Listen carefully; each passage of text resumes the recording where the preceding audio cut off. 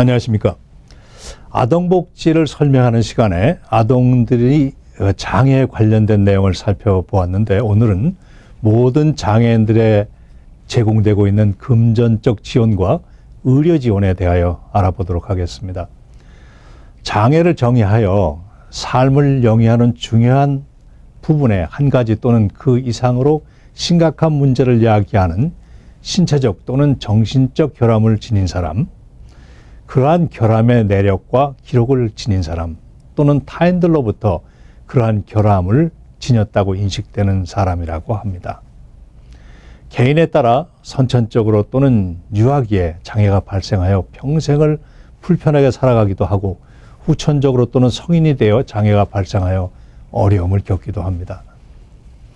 장애에 대한 정책은 2년을 기준으로 하여 단기와 장기로 나누어지지만, 단기의 경우 2년보다는 대개 몇 개월 정도의 서비스에서 종료가 되고, 장기는 수년 지속되며 장애에서 벗어날 때까지 지속되고 있습니다. 표 1에서 보시는 바와 같이 정부는 직장 또는 자영업자가 Workers' Compensation Disability Insurance에 가입할 것을 의무화하고 있고, 일과 관련되어 질병을 얻었거나 상해를 입었을 때에 2년간 혜택을 청구할 수 있도록 하고 있습니다. 디서빌리티 인슈런스의 경우 보험의 내역에 따라 장기적으로 서비스를 제공할 수도 있습니다.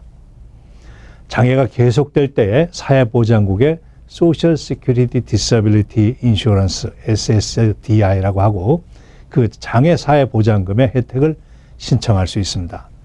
장애가 판정되면 장애로부터 벗어날 때까지 또는 풀타임 리타이먼트 연령이 될 때까지 혜택을 받고, 풀타임 리타이먼트 연령이 그 이후에는 은퇴연금으로 받지만 장애로 받던 금액을 그대로 받게 됩니다.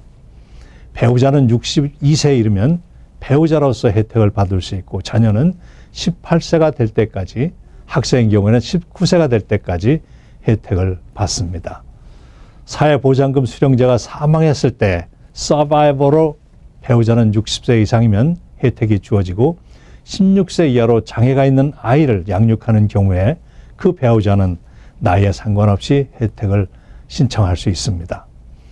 배우자에게 장애가 있는 경우 50세 혜택을 신청할 수 있고, 부모가 소셜 시큐리티 디서빌리티를 받는 경우 자녀들은 18세까지, 학생인 경우는 19세까지, 그리고 자녀가 22세 이전에 장애가 발생하였다면 나이에 관계없이 혜택을 받을 수 있습니다. 예로서 62세의 사회보장금 은퇴연금을 받는 분이 태어날 때부터 뇌성마비로 고생하는 38살의 미혼 아들이 있는 경우, 그 아들은 아버지의 사회보장 기록을 근거로 Disabled Adult Child DAC 혜택을 받게 됩니다.